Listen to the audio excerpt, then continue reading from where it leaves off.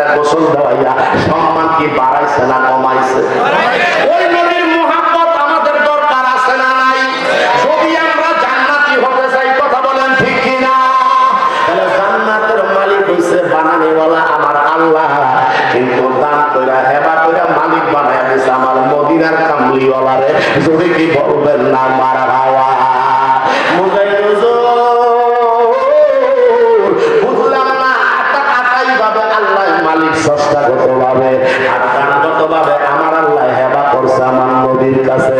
ইন্না আ'তাইনা কাল কাউসার, আল্লাহ কয় নিশ্চয়ই আমি হাউজে কাউসার আপনারে দিলাম।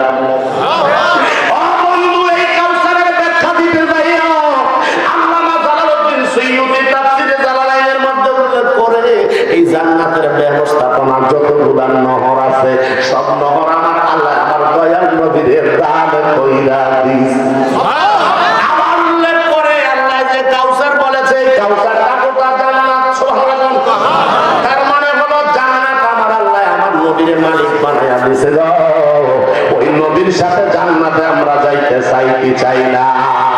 আল্লাহ কবুল করেন, সকলে বলেন আমিন। আমার নবীর সাথে যদি জান্নাতে যেতে চাই, ওই নবী কামলিওয়ালার মহব্বতে বাবারে আজকে বেহেশতের বাগান আমার বাবা আবু সুফিয়ান খান আবিদি সাহেব উনিও কিছুক্ষণের মধ্যে চলে আসবেন।